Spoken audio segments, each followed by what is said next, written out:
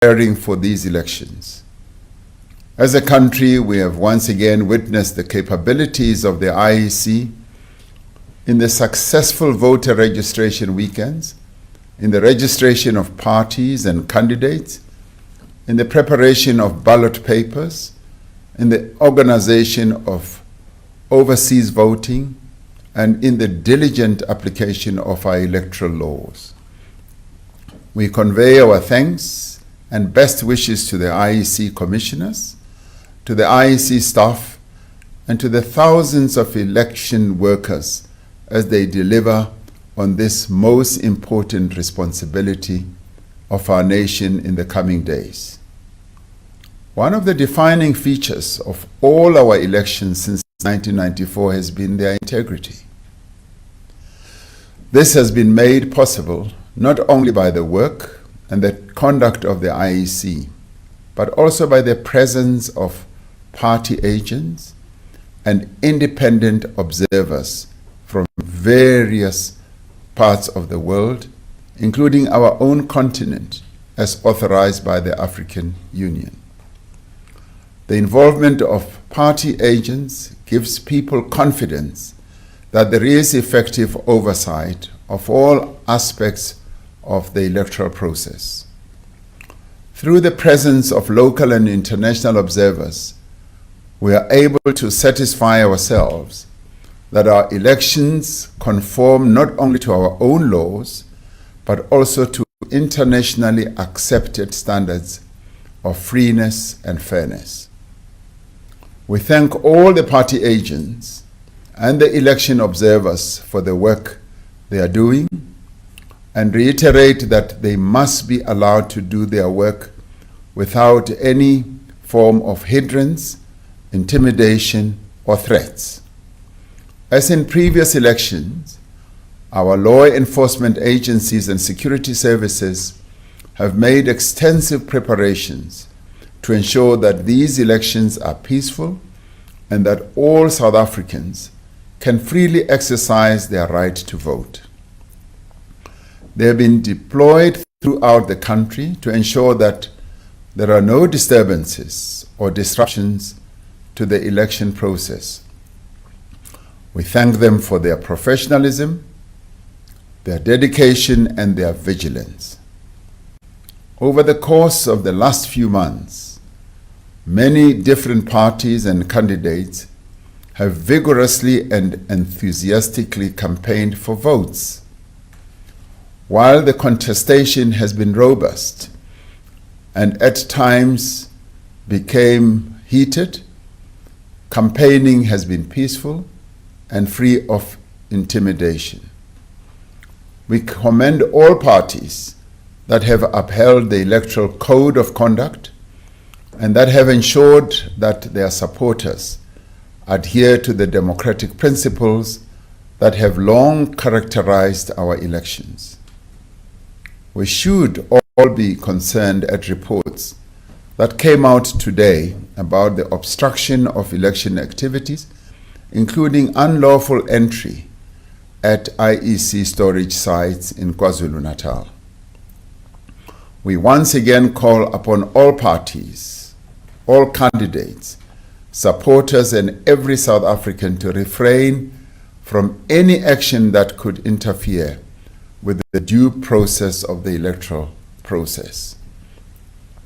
Regardless of the outcome, let this election further entrench our democracy and strengthen our commitment to uphold this precious democracy.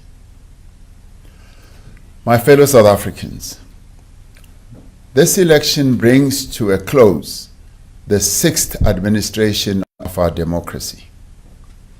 When this administration took office in 2019, our country stood at a turning point. We had endured a decade of corruption and state capture, of weak economic growth, and the erosion of our public institutions. Today, we have put that era behind us. We've placed South Africa on a new trajectory of recovery and laid a strong foundation for future growth. We have taken significant steps to reform our economy by implementing a number of reforms that affect various sectors of the economy. In tackling crime and corruption, we have introduced a number of initiatives and measures to reposition our criminal justice system. We've faced many challenges along the way, which have tested our resilience and our resolve as a people. Yet in each instance, we have confronted these challenges together. We have remained united. We have worked in partnership and in solidarity in many, many areas. Together as a nation, we brought state capture to an end. We dislodged the criminal networks that have stolen billions from our people, that had eroded our public institutions, and that had undermined the rule of law. Together, we worked to rebuild our law enforcement agencies, our security services, our state-owned enterprises that are still being rebuilt, and a number of other public bodies. Through the work of institutions like the National Prosecuting Agency, Investigating Directorate, the Hawks and the Special Investigating Unit, several state capture and corruption cases have been brought to court, and many more will still be brought to court. And billions of rands in stolen funds have been recovered and continue to be recovered. On Friday, I signed into law to establish the National Prosecuting Agency's Investigating Directorate against corruption as a permanent entity. There is still much that we need to do to end corruption in our country. However, as a country, we have sent a very clear message to the corrupt that they can no longer expect to get away with their crimes with impunity and without consequence. One of the developments that have defined the last 5 years was the COVID pandemic, which was the worst global health crisis in over a century. Our country and our people were not spared the devastation of the pandemic. More than 100,000 South Africans lost their lives to the illness. More than 2 million jobs were lost, and many businesses were forced to close. And yet the damage could have been far, far worse. As a country, we came together when it was most needed. We took extraordinary measures to keep ourselves and each other safe. We lowered the rate of infection and ensured that every person received the care that they needed. We introduced a massive package of social and economic support to protect vulnerable businesses, workers, and households from the destructive effects of the pandemic. More than 5.7 million workers received wage support through the special UIF scheme. Through the introduction of the special SRD grant, we provided relief to more than 11 million unemployed people at the height of the pandemic. This has now come down, the pandemic having come to an end. Working together, we succeeded in administering more than 39 million COVID vaccine doses. Even during the worst moments of the pandemic, we endured, and indeed we did overcome. This is how we are as South Africans. We confront every great difficulty and challenge with determination and courage. When in July 2021, it looked like our country would go up in flames, The people of South Africa stood firm against those who wanted to incite an insurrection. We proved that our democracy remains strong and our commitment to the Constitution of our country and the rule of law are resolute.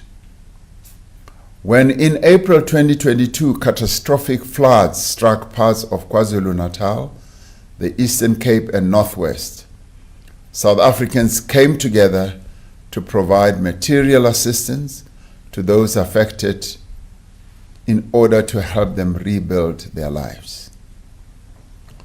And as we worked to rebuild our economy, South Africans came together in social partnerships to drive investment, to build infrastructure, and to remove the obstacles to inclusive growth. Our economy has returned to pre-COVID levels, and we have recovered jobs lost to the pandemic. As we confronted a debilitating electricity crisis, we came together as social partners. Through a concerted and focused effort, we achieved a sustained reduction in the severity of load shedding. Together, we supported Eskom's effort to improve the performance of its power stations. We enabled investment in new electricity generation capacity on a scale that is unprecedented in our country's history. Working with financial institutions, development agencies, businesses, and professional organizations, we revitalized investment in infrastructure. The value of projects currently in construction and infrastructure is over 230 billion rand, including in areas such as energy, rural roads, as well as dams and a number of other important infrastructure facilities. Together, we mobilized more than 1.5 trillion rand in new investment commitments. This has led to the opening of new factories, new data centers, new production lines, and the improvement in a number of mines as well.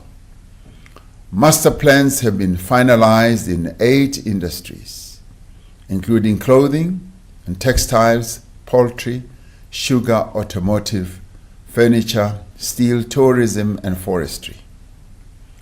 We have provided support to more than 1,000 black industrialists over the last 5 years, and today, more than 500,000 workers own shares in the companies that they work for. We've made this progress by working in partnership and continuing to build consensus. We came together to tackle the challenge of youth unemployment. Working with private sector partners, we established the Youth Employment Service, which has created over 144,000 work experiences for young people.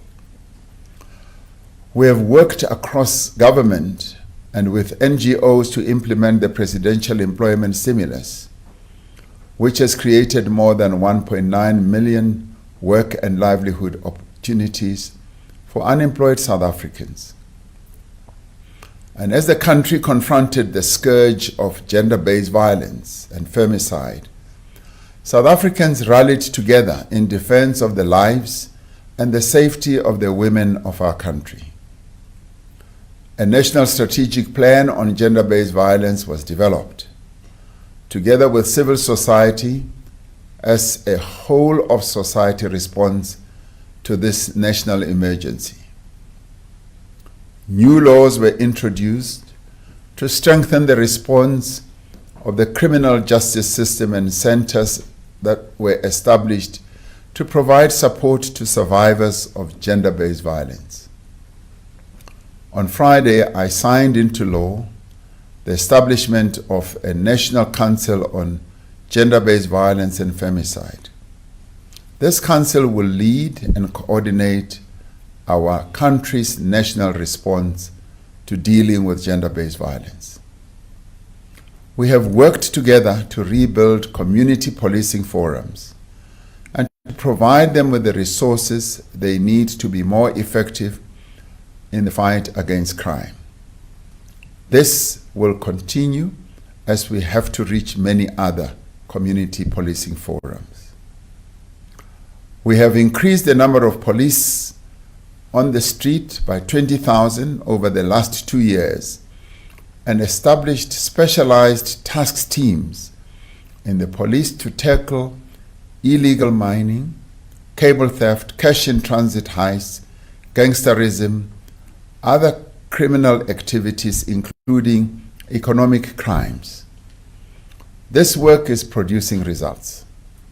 Arrests are being made, perpetrators are being sent to jail, and in many areas, the incidence of such crimes is slowly becoming reduced.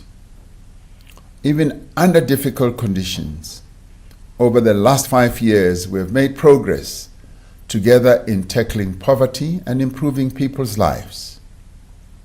We worked together to implement the national minimum wage, which has increased the wages of more than 6 million workers, including farm workers and domestic workers. Last year, South Africa achieved its highest matric pass rate ever.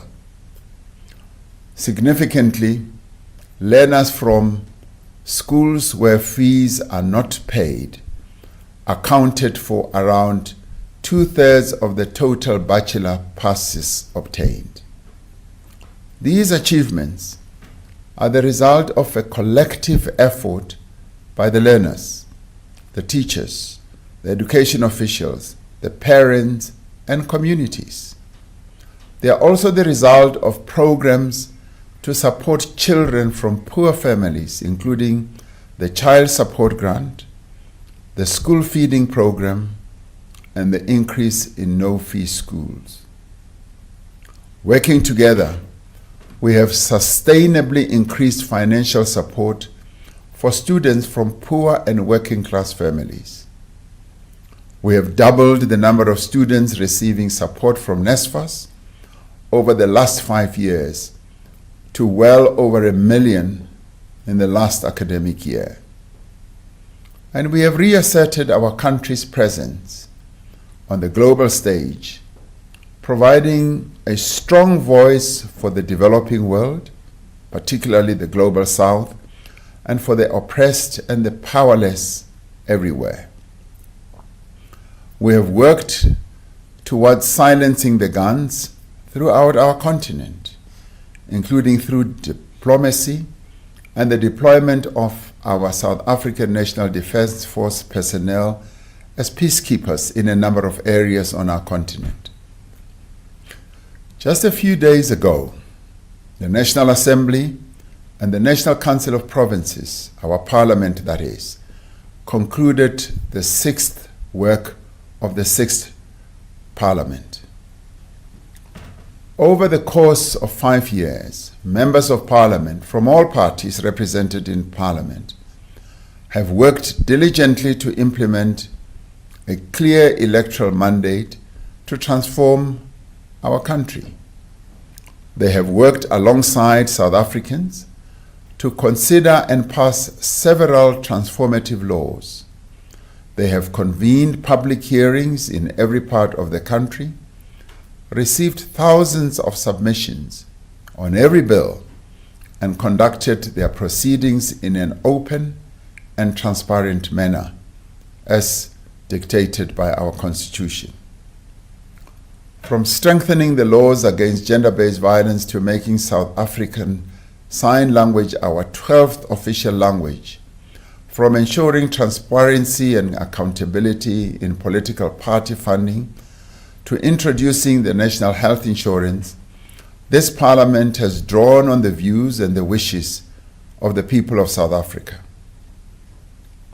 As the work of Parliament has come to an end, we thank all members of this 6th Parliament for their hard work and dedication over the last 5 years. We thank the presiding officers, the leaders of all political parties, the chairs of committees, the whips, and all the parliamentary staff for the work that they put in to make the 6th Parliament a working parliament. Fellow South Africans, the last 5 years have been a time of rebuilding and recovery.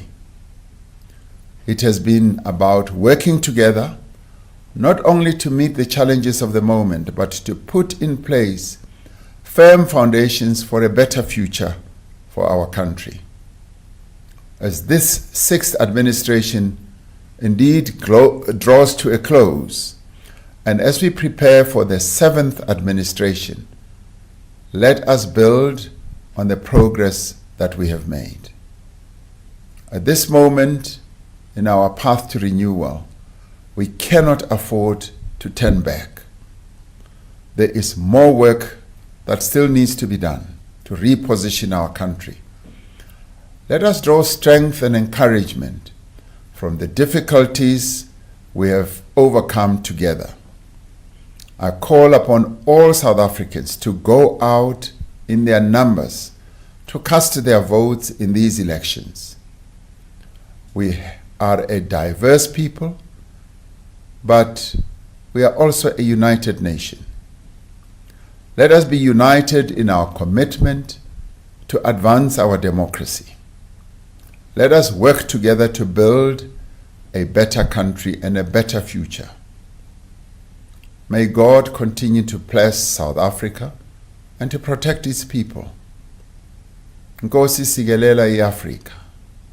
Morena boloka setjhaba sa heso. God seën Suid-Afrika. Modimo ha ba phatotshedze Afrika tshipembe. Hosi katekisa Afrika. I thank you all and happy voting tomorrow, day after tomorrow, and on Wednesday.